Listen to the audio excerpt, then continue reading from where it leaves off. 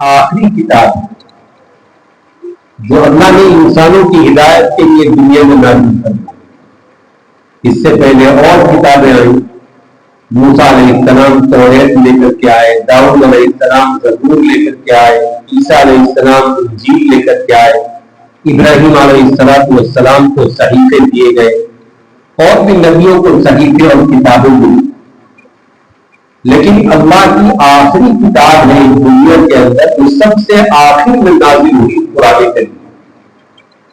اب اس کے بعد کوئی اور کتاب دنیا کے اندر نہیں ہے۔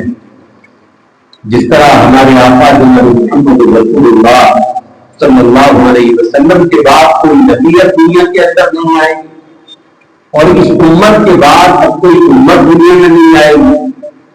جس طرح یہ امت آخری، نبی آخری، اسی طرح یہ کتاب بھی آخری کتاب۔ اب قیامت تک آنے والے تمام انسانوں کی ہدایت اللہ نے اسی آخری رسول کی تعلیمات میں اور اسی قرآن کریم کی ہدایات اور آیات میں رکھی۔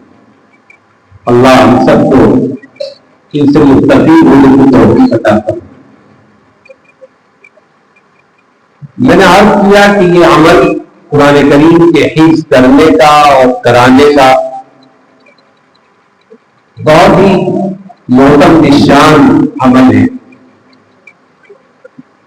اللہ تعالی قرآن کریم کے حفظ کرنے والوں کو پسند فرماتا ہے، اس لیے دنیا کے اندر بھی انہیں عزت سے نوازتا ہے۔ جب تک بچہ حافظ نہیں بنتا اس کی وہ قدر معاشرے میں نہیں ہوتی جو قدر حافظ بننے کے بعد ہوتی۔ حافظ ہونے کے بعد اس کو الگ نگاہ سے دیکھا جاتا ہے، اس کو محترم سمجھا جاتا ہے، احترام کیا جاتا ہے، لوگ اس کی رعایت کرتے ہیں، لحاظ کرتے ہیں، عزت کرتے ہیں۔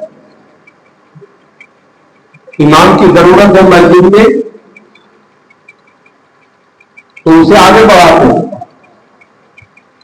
وہ سب کے آگے کھڑا ہوتا ہے۔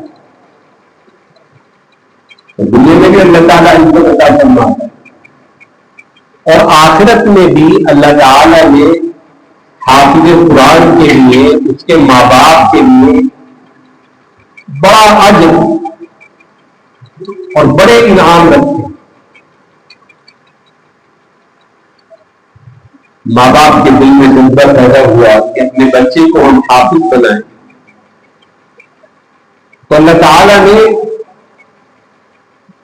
اس جذبے کو قبول کر کے ماں باپ کے لیے بدلے کا انعام کا انتظام کیا ہے۔ حدیث میں آتا ہے کہ حافظ قرآن کے ماں باپ کو اللہ تعالیٰ سورج کی طرح روشن تاج پہنا۔ قیامت کے میدان میں تو سارے انسان ہوں گے، اور ان انسانوں میں بادشاہ بھی ہوں گے جو دنیا کے اندر بادشاہت کر کے گئے تھے، ہیرے جواہرات کے جو تاج پہنا کرتے تھے اپنے تخت پر بیٹھ کر کے۔ لیکن اس دن کسی بادشاہ کے سر پر تاج نہیں ہوگا۔ حدیث میں آتا ہے کہ قیامت کے دن سارے انسان ننگے پیر ہوں گے، ننگے سر ہوں گے، برہنہ ہوں گے، کسی کے سر پر کوئی کپڑا نہیں ہوگا، کوئی تاج نہیں ہوگا، سارے بادشاہ بے تاج ہوں گے۔ لیکن اللہ تعالی حافظ قرآن کے ماں باپ کو تاج پہنا۔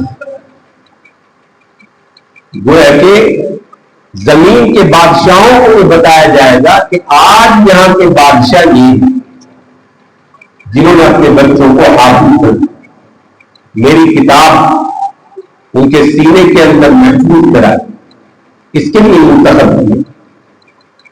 ایک انعام کو اللہ تعالیٰ یہ دے گا جس کو دیکھ کر کے سارے انسان رشک کریں گے۔ ایک حدیث میں یہ بھی آتا ہے کہ ان کو قیمتی جوڑا پہنایا جائے جس کی قیمت دنیا کے خزانوں سے زیادہ ہے۔ اسی طرح آتا ہے کہ نور کے منبروں پر بٹھایا جائے یہ کتنے بڑے بڑے انعام ہیں حافظ قرآن کے ماں باپ کے لیے. اور جنت میں حافظ قرآن کے ماں باپ کو وہی درجہ ملے گا جو حافظ قرآن کو ملے. سب سے اونچا درجہ ماں باپ بھی اسی درجے پر پہنچا دیے جائیں گے بیٹے کی رعایت. اس سے بڑھ کر کے انعام کیا ہوگا کہ قیامت کے میدان میں مغفرت مل جائے گی, اللہ کی رضا اور خوشبودی حاصل ہوگی, جس کے لیے ساری زندگی ہم دعائیں کرتے, تڑپتے, روتے, گڑ گڑاتے ہیں اللہ کے سامنے کہ اللہ ہم سے راضی ہو جائے, خوش ہو جائے, ہماری مغفرت کر دے. حافظ قرآن کے ماں باپ کو اللہ تعالیٰ سب سے پہلے اپنی رضا سے, اپنی خوشنودی سے, اپنی مغفرت سے نوازے اور اوپر سے بھی یہ انعامات عطا کرے گا. اور جب ماں باپ کو یہ انعام ملیں گے تو جس بچے نے محنت کی, جن جو زور کی, اپنے دن رات لگائے کھپائے, اسے اللہ کے اندر محروم کرے گا, اسے بھی انعام ملے گا. چنانچہ حدیث سے پاک میں آتا ہے سب سے پہلا انعام حافظ قرآن کو وہ مغفرت کی شکل میں ملے گا کہ اللہ اس کو خوش ہوگا, راضی ہوگا, اس کی مغفرت کرے گا. دوسرے, اس کو فرشتوں کی صفوں میں کھڑا کیا جائے, عام انسانوں کی صفوں سے نکال لیا جائے اور اس سے کہا جائے گا کہ تم آج جبریل امین کے پاس کھڑے ہو, جو قرآن کو لانے لے جانے والے, لکھنے دکھانے والے فرشتے تھے. الماہر بالقرآن مع السفرۃ الکرام البررہ, معزز اور نیک فرشتے جو قرآن کو لکھنے والے, قرآن کے سفیر جبریل امین اور دوسرے فرشتے, ان کے ساتھ کھڑا کیے.